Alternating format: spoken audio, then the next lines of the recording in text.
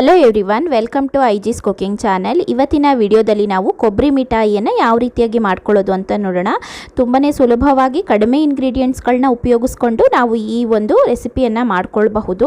ನೋಡಿ, ತುಂಬಾ ಚೆನ್ನಾಗಿ ಬಂದಿತ್ತು. ಬಾಯಲ್ಲಿಟ್ಟರೆ ಕರಗಬೇಕು ಆ ರೀತಿಯಾಗಿ ಬಂದಿತ್ತು.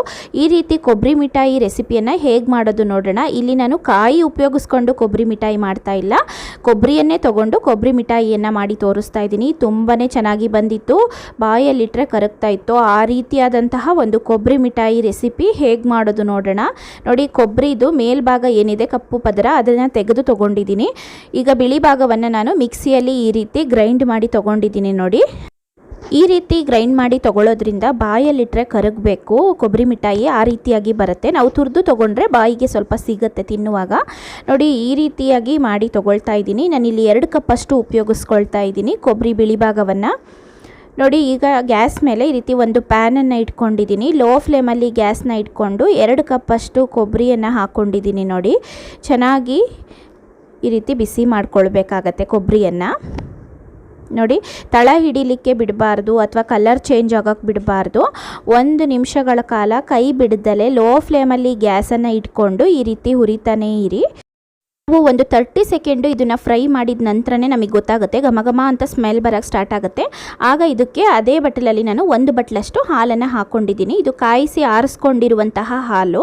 2 ಕಪ್ ಕೊಬ್ಬರಿಗೆ ಇಲ್ಲಿ 1 ಕಪ್ಪಷ್ಟು ಹಾಲನ್ನು ಉಪಯೋಗಿಸ್ಕೊಂಡಿದ್ದೀನಿ. ನೋಡಿ, ಈಗ ಇದನ್ನು ಚೆನ್ನಾಗಿ ಮಿಕ್ಸ್ ಮಾಡ್ಕೊಳ್ಳೋಣ.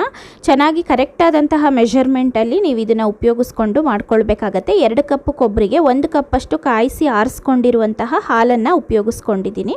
ಇದನ್ನೀಗ ಚೆನ್ನಾಗಿ ಈ ರೀತಿಯಾಗಿ ತಿರುಗಿಸ್ಕೊಳ್ಬೇಕು. ನೋಡಿ, ಕೊಬ್ಬರಿ ಈ ರೀತಿಯಲ್ಲಿ ನಾವು ಗ್ರೈಂಡ್ ಮಾಡಿ ತಗೊಂಡಿದ್ರೆ ಈಗ ನಾವು ಬಾಯಲ್ಲಿ ಇಟ್ಟರೆ ಕರಗುವಂತಹ ಒಂದು ಕೊಬ್ಬರಿ ಮಿಠಾಯಿಯನ್ನು ಮಾಡ್ಕೊಳ್ಬಹುದು. ನಾನಿಲ್ಲಿ 3/4 ಕಪ್ಪಷ್ಟು ಸಕ್ಕರೆಯನ್ನು ಉಪಯೋಗಿಸ್ಕೊಳ್ತಾ ಇದ್ದೀನಿ. ಇದನ್ನು ಸಹ ಚೆನ್ನಾಗಿ ಮಿಕ್ಸ್ ಮಾಡ್ಕೊಳ್ಳೋಣ. ಬೇಕು ಅಂದರೆ ಇನ್ನು ಸ್ವಲ್ಪ ಸಕ್ಕರೆಯನ್ನು ಉಪಯೋಗಿಸ್ಕೊಳ್ಬಹುದು. ಸ್ವಲ್ಪ ಸ್ವೀಟ್ ಜಾಸ್ತಿ ತಿನ್ನೋರು ಸಕ್ಕರೆಯನ್ನು ಬೇಕಾದರೆ 1.5 ಕಪ್ ತನಕನೂ ಉಪಯೋಗಿಸ್ಕೊಳ್ಬಹುದು. ನಾನಿಲ್ಲಿ ಮತ್ತೆ 1/4 ಕಪ್ಪಷ್ಟು ಉಪಯೋಗಿಸಿದ್ದೀನಿ. ಅಲ್ಲಿಗೆ 1 ಕಪ್ಪಷ್ಟು ಸಕ್ಕರೆನ ಉಪಯೋಗಿಸ್ಕೊಂಡಿದ್ದೀನಿ ನಾನು ಟೋಟಲಾಗಿ. ನೋಡಿ, ಈಗ ನೀಟಾಗಿ ಇದನ್ನು ಮಿಕ್ಸ್ ಮಾಡ್ಕೊಳ್ಳೋಣ. ಪರ್ಫೆಕ್ಟ್ ಆಗಿರುವಂತಹ ಒಂದು ಕೊಬ್ಬರಿ ಮಿಠಾಯಿ ನೋಡಿ ರೆಡಿ ಆಗ್ತಿದೆ. ಈಗ ಒಂದು ಅರ್ಧ ಚಮಚದಷ್ಟು ಏಲಕ್ಕಿ ಪೌಡರನ್ನು ಸಹ ಮಿಕ್ಸ್ ಮಾಡ್ಕೊಂಡಿದ್ದೀನಿ. ಇದನ್ನು ಸಹ ಚೆನ್ನಾಗಿ ಮಿಕ್ಸ್ ಮಾಡ್ಕೊಳ್ಳೋಣ. ಇಲ್ಲಿ ಲೋ ಫ್ಲೇಮಲ್ಲಿನೇ ಗ್ಯಾಸನ್ನು ಇಟ್ಕೊಂಡು ನಾವು ಇದನ್ನು ಈ ರೀತಿ ತಿರುಗಿಸ್ಕೊಳ್ತಾ ಬರಬೇಕಾಗತ್ತೆ. ಯಾವುದೇ ಸ್ವೀಟ್ ರೆಸಿಪಿಯನ್ನು ಸಹ ಮಾಡ್ಕೊಳ್ಳುವಾಗ ನಾವು ಲೋ ಫ್ಲೇಮಲ್ಲೇ ಗ್ಯಾಸನ್ನು ಇಟ್ಕೊಂಡು ಮಾಡ್ಕೊಳ್ಳೋದ್ರಿಂದ ನಾವು ಮಾಡುವಂತಹ ಸ್ವೀಟು ಸಹ ತುಂಬಾ ಪರ್ಫೆಕ್ಟಾಗಿ ಬರುತ್ತೆ, ಟೆಕ್ಸ್ಚರ್ ಅನ್ನೋವಂಥದ್ದು. ನೋಡಿ, ಈಗ ನಾನು ಇದನ್ನು ಮಿಕ್ಸ್ ಮಾಡ್ಕೊಂಡಿದ್ದಾಗಿದೆ.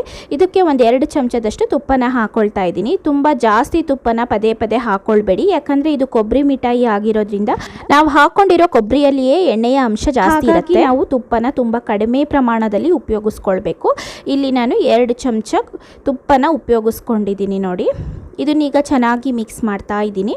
ಈ ರೀತಿ ಮಾಡ್ಕೊಳ್ಳುವಾಗ ನಮಗೆ ಸ್ಮೆಲ್ಲು ಸಹ ಘಮ ಘಮ ಅಂತ ತುಂಬ ಚೆನ್ನಾಗಿ ಬರ್ತಾ ಇರುತ್ತೆ, ತುಪ್ಪದ ಸ್ಮೆಲ್ಲು. ಹಾಗೆ ಅದ್ರ ಜೊತೆಗೆ ನಾವು ಮಾಡ್ತಿರೋ ಅಂಥದ್ದು ಕೊಬ್ಬರಿಯಲ್ಲಿ ಆಗಿರೋದ್ರಿಂದ ಸ್ವೀಟನ್ನು ಕೊಬ್ಬರಿ ಸ್ಮೆಲ್ಲು ಸಹ ತುಂಬಾ ಚೆನ್ನಾಗಿ ಬರ್ತಾ ಇರುತ್ತೆ. ನೋಡಿ, ಈ ರೀತಿ ಮಿಕ್ಸ್ ಮಾಡ್ಕೊಳ್ತಾ ಬರಬೇಕು, ತಳ ಹಿಡಿಲಿಕ್ಕೆ ಬಿಡಬಾರ್ದು, ಆ ರೀತಿ ಮಿಕ್ಸ್ ಮಾಡಬೇಕಾಗತ್ತೆ. ಈ ರೀತಿ ನಾವು ಒಂದು 12ರಿಂದ 15 ನಿಮಿಷಗಳ ಕಾಲ ಮಿಕ್ಸ್ ಮಾಡ್ತಾನೇ ಇರಬೇಕು. ಲೋ ಫ್ಲೇಮಲ್ಲೇ ಗ್ಯಾಸನ್ನು ಇಟ್ಕೊಂಡು ಕೈನ ಬಿಡಬಾರ್ದು. ನಾವು ಈ ರೀತಿ ಮಾಡ್ಕೊಳ್ಳೋದ್ರಿಂದ ನಾವು ಮಾಡುವಂತಹ ಕೊಬ್ಬರಿ ಮಿಠಾಯಿ ತುಂಬಾ ಸರಿಯಾದಂತಹ ಒಂದು ಟೆಕ್ಸ್ಚರಲ್ಲಿ ಬರುತ್ತೆ. ನೋಡಿ, ಇದೀಗ ಆಗಿದೆ. ಇದನ್ನು ನಾವು ಈ ರೀತಿ ಒಂದು ಮೌಲ್ಡಿಗೆ ಹಾಕ್ಕೊಳ್ಬಹುದು ಅಥವಾ ತುಪ್ಪ ಎಣ್ಣೆ ಸವರ್ಕೊಂಡು ಒಂದು ತಟ್ಟೆಗಾದರೂ ಹಾಕ್ಕೊಳ್ಳಿ. ಈ ರೀತಿ ನಾನು ಮಾಡ್ಕೊಂಡಿರೋಂಥದ್ದನ್ನು ಹಾಕ್ಕೊಳ್ತಾ ಇದ್ದೀನಿ. ನೋಡಿ, ಈ ರೀತಿ ಒಂದು ಮುದ್ದೆ ಟೈಪಲ್ಲಿ ಇದು ಬರುತ್ತೆ. ಇದನ್ನೀಗ ನಾವು ಸ್ಪ್ರೆಡ್ ಮಾಡ್ಕೊಳ್ತಾ ಹೋಗೋಣ. ನೋಡಿ, ಈ ರೀತಿ ಸ್ಪ್ರೆಡ್ ಮಾಡ್ಕೊಳ್ತಾ ಇದ್ದೀನಿ. ನಾನು ತಗೊಂಡಿರೋಂತಹ ಮೌಲ್ಡು ಸ್ವಲ್ಪ ದೊಡ್ಡದಾಗಿದೆ, ಹಾಗಾಗಿ ಇದರಲ್ಲಿ ಅರ್ಧದಷ್ಟು ಭಾಗ ನಾನು ಹಾಕ್ಕೊಳ್ತಾ ಇದ್ದೀನಿ. ನೋಡಿ, ಈ ರೀತಿ ಸ್ಪ್ರೆಡ್ ಮಾಡ್ಕೊಳ್ತಾ ಇದ್ದೀನಿ.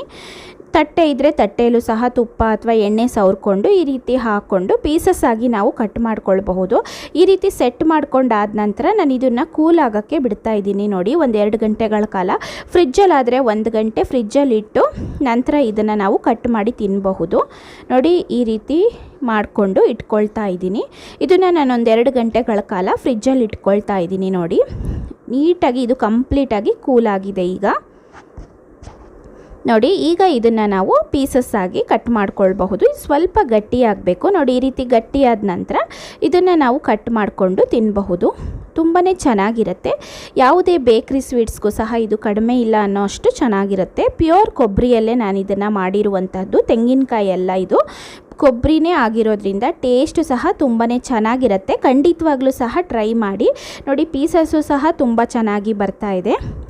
ಮನೆಯಲ್ಲಿ ಈ ರೀತಿ ಮಾಡಿದರೆ ಮಕ್ಕಳಂತೂ ತುಂಬಾ ಇಷ್ಟಪಟ್ಟು ತಿಂತಾರೆ. ಹಾಗೆಯೇ ಯಾರೆಲ್ಲ ಮನೆಯಲ್ಲಿ ಸ್ವೀಟ್ ಇಷ್ಟಪಡ್ತೀರಾ ಖಂಡಿತ ಇದನ್ನೊಂದ್ಸರಿ ನೀವು ಟ್ರೈ ಮಾಡಿ. ಬೇಕಾದರೆ ಇನ್ನೂ ನಾವು ಚಿಕ್ಕ ಚಿಕ್ಕ ಪೀಸಸ್ ಆಗಿ ಕಟ್ ಮಾಡ್ಕೊಳ್ಬಹುದು. ನೋಡಿ ಈ ರೀತಿಯಾಗಿ ಕಟ್ ಮಾಡ್ಕೊಳ್ಬಹುದು. ತುಂಬ ಈಸಿಯಾಗಿ ಮಾಡುವಂತಹ ಸ್ವೀಟ್ ರೆಸಿಪಿ, ಹಾಗೆ ಕಡಿಮೆ ಇಂಗ್ರೀಡಿಯೆಂಟ್ಸ್ಗಳಲ್ಲಿ ಮಾಡ್ಕೊಳ್ಳೋವಂಥದ್ದು, ಬಾಯಲ್ಲಿಟ್ಟರೆ ಕರಗಿ ಹೋಗಬೇಕು ಆ ರೀತಿಯಾಗಿರುವಂತಹ ಒಂದು ರೆಸಿಪಿ. ಖಂಡಿತ ಟ್ರೈ ಮಾಡಿ. ಇಷ್ಟ ಆದರೆ ಲೈಕ್ ಮಾಡಿ, ಚಾನಲ್ನ ತಪ್ಪದೆ ಸಬ್ಸ್ಕ್ರೈಬ್ ಮಾಡಿಕೊಂಡು ಸಪೋರ್ಟ್ ಮಾಡಿ ಫ್ರೆಂಡ್ಸ್. Thank you.